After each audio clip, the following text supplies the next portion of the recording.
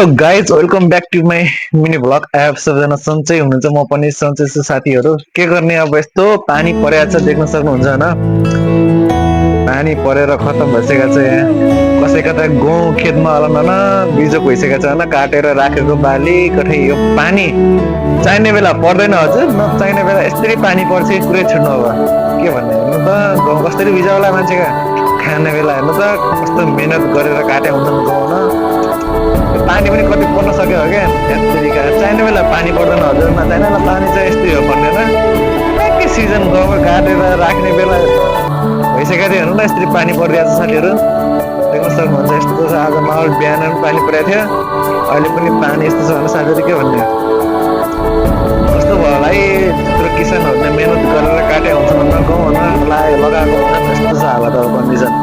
सबको धेरैले त काटिसक्यो होला नि, आधा आधा पुत्रो कसै कसैको हुनसक्छ होइन।